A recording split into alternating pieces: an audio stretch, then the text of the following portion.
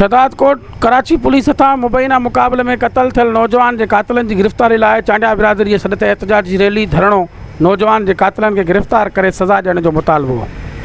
शहदाद कोट में चांडिया बिरादरी के सॾ ते कराची पुलिस हथां मुबैना पुलिस मुक़ाबले में क़त्ल थियल नौजवान शहज़ादो चांडियो के कातिल ऐं कातिलनि जी अदम गिरफ़्तारी ख़िलाफ़ चांडिया पाड़े में मोतबर चांडियो, आसिफ चांडियो, आमिर चांडियो, तारिक चांडियो, तालिब सुमरो ऐं ॿियनि जी अॻुवाणी में हथनि में बैनर खणी एहतजाजी रैली कढी गोडू मोडू चौक ते पहुची एहतजाजी मुज़ाहिरो करे धरणो हणी सख़्त नारेबाज़ी कई।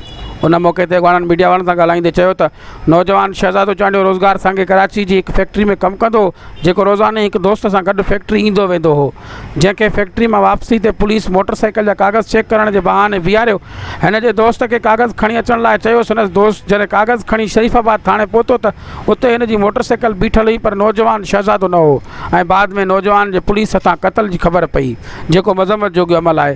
हिननि चयो त नौजवान शहज़ादो चांडियो जे क़त्ल जी शफ़ाफ़ जांच कराए क़त्ल में मुलविस पुलिस एहलकारनि खे सज़ा ॾेई मुतासिर ख़ानदान खे इंसाफ़ फराहम कयो वञे।